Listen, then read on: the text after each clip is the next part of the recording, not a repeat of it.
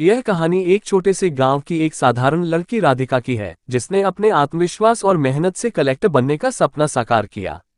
राधिका का जन्म एक सामान्य परिवार में हुआ था, जहां संसाधनों की कमी थी और समाज की सोच में बेटियों को अधिक महत्व नहीं दिया जाता था। लेकिन राधिका की मां ने हमेशा अपनी बेटी को पढ़ाई के प्रति प्रेरित किया।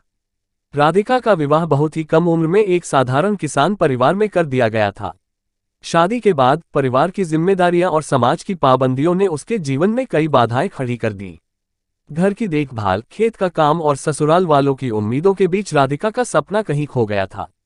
लेकिन उसके अंदर की जिजीविषा ने उसे हार मानने नहीं दी। वह जानती थी कि अगर उसे कुछ करना है तो उसे खुद अपनी राह बनानी होगी। राधिका को अपने पति और ससुराल वालों का सीमित सहयोग मिला, लेकिन उसने इस मुश्किल हालात में भी अपने पढ़ाई के सपने को जीवित रखा। रात में जब सब सो जाते तब वह अपनी पढ़ाई पर ध्यान देती।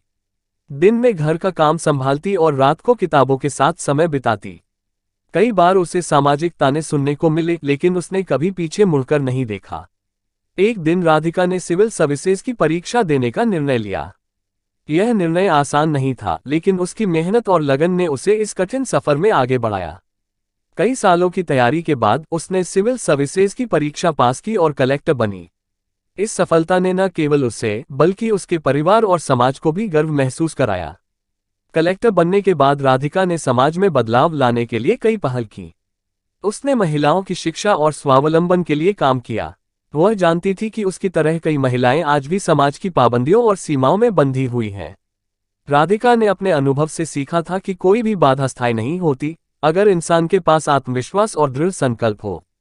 राधिका की कहानी यह सिखाती है कि जीवन में कितनी भी कठिनाइयां आए, अगर इंसान सच्चे मन से मेहनत करे और अपने सपनों को पूरा करने का दृढ़ निश्चय कर ले, तो कोई भी मंजिल दूर नहीं होती।